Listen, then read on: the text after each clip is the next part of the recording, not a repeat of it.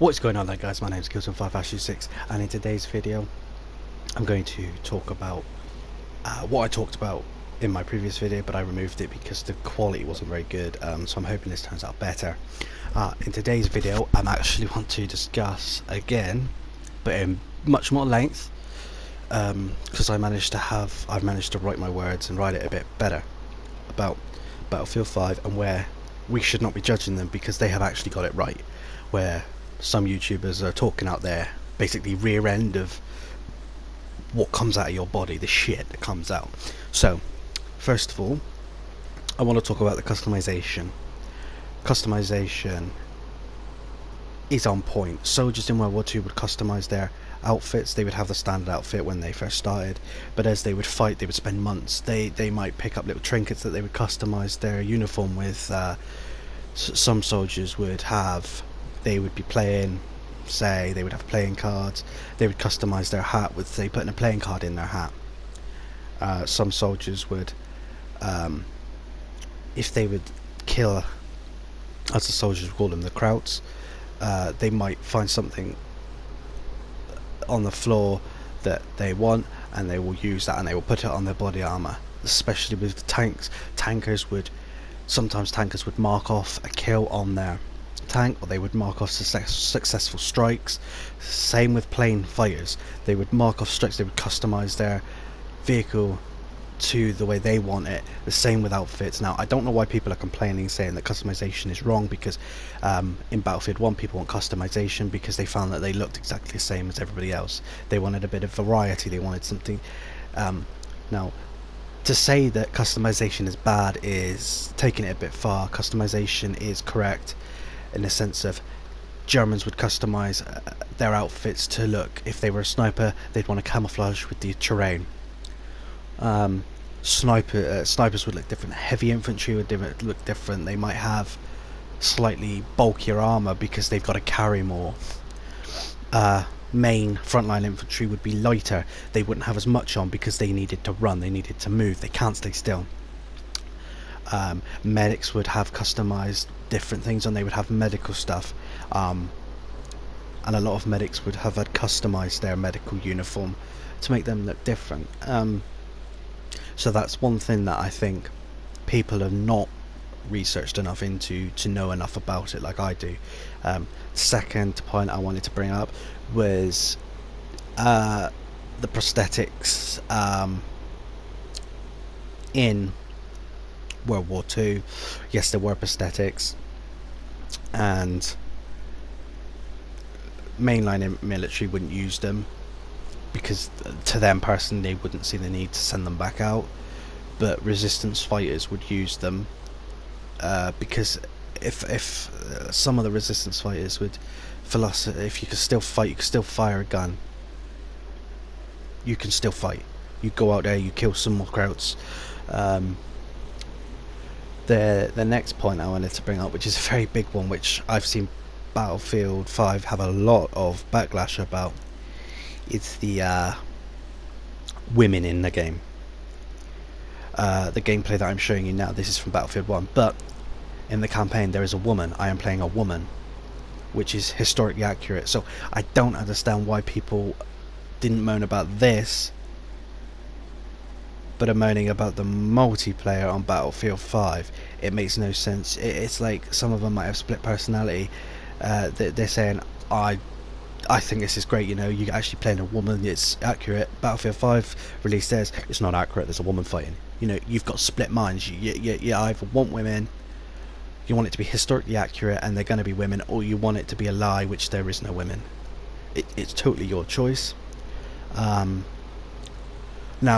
I believe that you don't have to play a woman if you don't want to, but that is totally your choice. But women did play a big role in World War II. There was actually an organisation of civilian women pilots to start with, and who were actually attached in Spitfires in the United States Army Air Force. They would fly military aircraft during World War II, and then I believe it was in 1943, on the 5th of August, they were known as the FTW. They changed the name to the FASs, and the FASs, sorry, merged, and they created themselves called the WASP organization, and they were a bunch of female pilots that would fly combat missions. The Russians actually, they were noticing a lack of manpower in their military forces. So they integrated females into the main military force. At first it started off very, very small in World War One. But as time went on, their numbers increased. Their numbers increased after the Russians lost heavy losses of manpower in Tannenberg, and I think it was Masserine Lakes, I think it's called, and they needed to increase the manpower, and there was a recruit known as Maria, I can't pronounce her last name, who served with the 25th Reserve Battalion of the Russian Army. And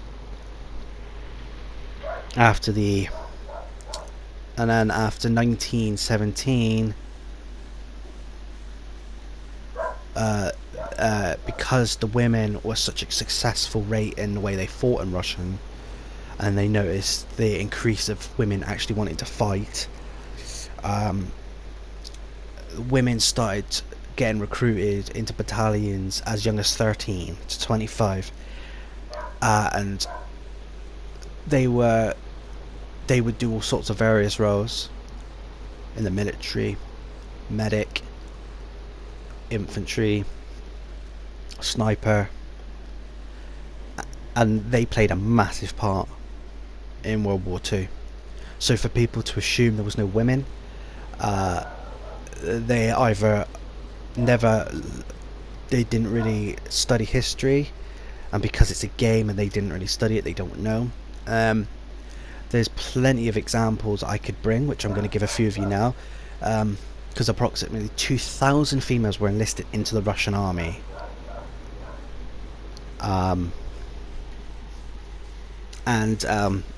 Again, with the Soviet Union, with the manpower and the great defeat of summer 1941, so they turned to women power instead, and it was quite impressive. Women were actually employed as tank crews, snipers and bomber pilots, and among other roles such as main infantry, and then most of the times they were posted to normal units alongside men, and the men had no quarrel fighting with women, because the women, the Russians realised, were just as strong as the men.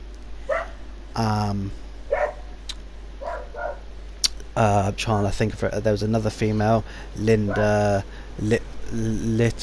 I can't pronounce her last name. She was She was known as the White Lily of Stalingrad. Was the first woman fighter ace, shooting down over a dozen German aircraft before she herself was killed in 1943, I believe, and she was aged 21.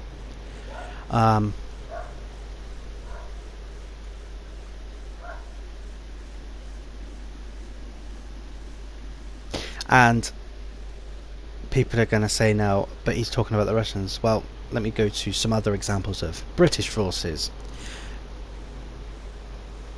Women also saw an unconventional roles, because obviously at that point women weren't classed as being strong enough, which I believe was false. As you can see in the footage now, that is a woman, if I'm not mistaken. Not unless my eyes deceive me, the woman with the red light's a woman.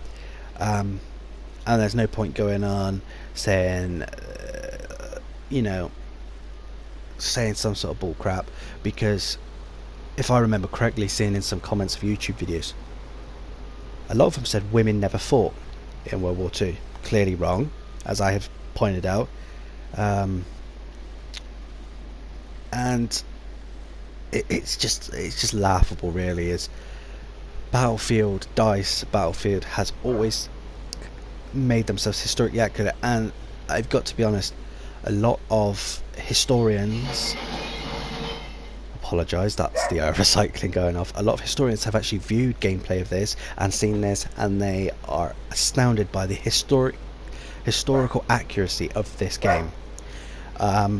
Anyway, back to the British forces. Like I said, they saw combat in unconventional roles. The British Specials Operations Execute, the SOE, they parachuted about 50 women trained to firearms and explosives into occupied Europe to conduct sabotage and assassinations. Again, women, not men, women.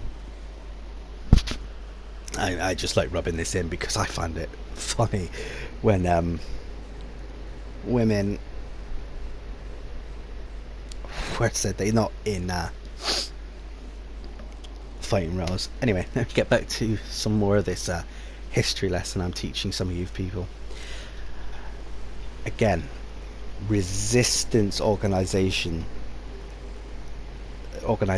such as in France was on the brink of losing their country, their region altogether. So a lot of civilians, old men, children, women, let me say that again, women fought. Often some of them would do support roles, carrying messages to other resistance cells across the country. They were very good at smuggling weapons and equipment,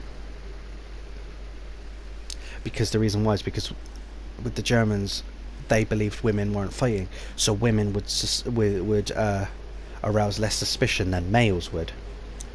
But there were a lot of active women that would fight. And here's another example about 3rd Battalion anti-fascists. I think I spoke fascist partisans were female. They also played a massive role in Yugoslav and the Greek resistance. An Indian National Army included female regiment as well, named after what's he called, Rani.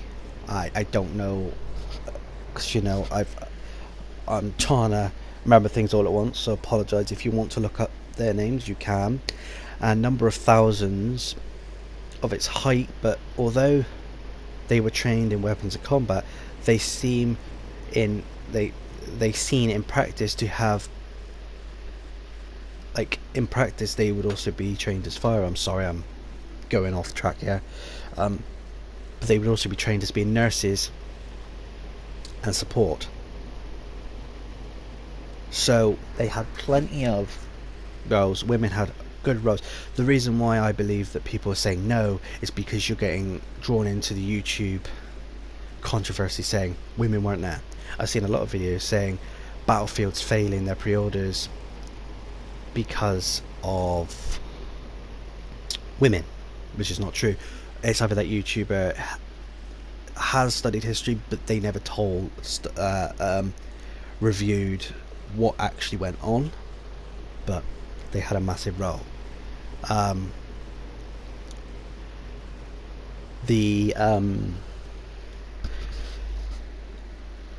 Sorry, I went a bit lightheaded. Sorry, they got dragged into the role of saying that females weren't in the war because, that's maybe what they believed, but they were. Obviously I studied history in my school years, my college years. I still study and learn about it now because it's just one of those subjects that are fascinating, and it's one of those subjects it's one of those pivotal moments in our history that a lot of young children and young people seem to forget, that or they've not been told it, that if this was the greatest moment in our lives, if we would have lost, we would not have what we have today. And a lot of people are going to comment saying, "Thus, you don't know that." Well, you kind of do, in the sense of what Hitler was planning in his his policies. He was murdering Jewish people. So you think there would be no Jewish left? And if there were, they would be in hiding now. A lot of things that went on is Hitler was after certain types of men to fight in his war. They had to be a certain height, they had to be a certain hair color, they had to have certain aspects of their body physical form to be allowed into the military, and if you weren't, you'd be sent off to work in horrific conditions. I apologize, that is a dog going ape crap. So a lot of younger children today think, I've got a video game, fantastic, but I don't know if we would have had it back then. I don't believe we would have, because the technology wouldn't be for what we use it today. I think Hitler would have more gone on to the sense of using for weapons. So yeah, I just hope this clears up what's going on, and I hope you have a fantastic day, and I hope to see you in Battlefield 5. Thanks for watching.